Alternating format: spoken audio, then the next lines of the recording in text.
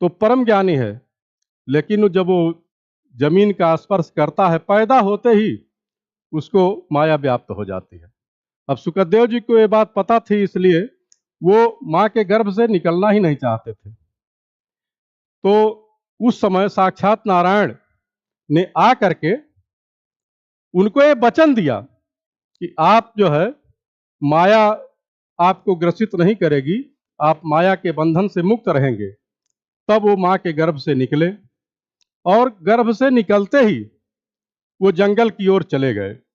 कोई उनका जो है संस्कार नहीं हुआ, सीधे जन्मते ही, चूंकि 12 वर्ष के अवस्था के थे ही, वो सीधा वो जंगल का रास्ता लिए।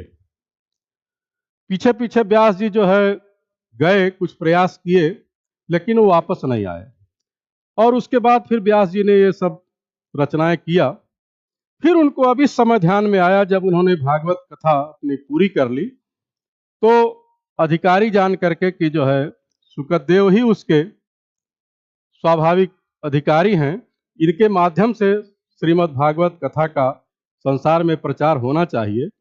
तो उन्होंने उनको वापस लाने का विचार किया। अब समस्या ये थी कि वो तो ध्यान में है, समाधि में है, तो कैसे उनको वापस लाया जाए।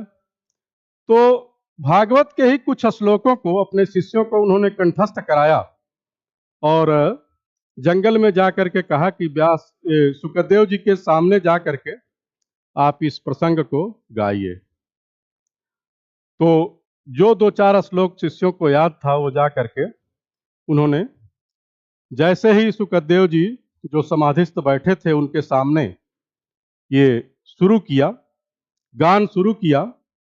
बरहापीडम नटवर बपुः कर्णयोः कर्णिकारम बिभ्रदवासः कनक कपिसं वैजयन्तीं च मालां रन्ध्रान् वेणोरधर सुधया पूरयन् गोपवृन्दैः वृंदारणयम सपदरमणम प्राविशद गीत कीर्ति।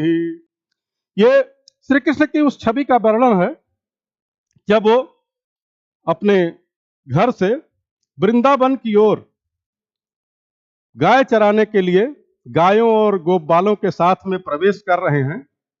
तो उनकी जो शोभा है, उनके सिर पर बारह माने मोर का अपीड मुकुट है और वो कानों के ऊपर कनेर का पुष्प धारण किए हैं, पीतांबर धारण किए हैं जो सोने की कांति जैसा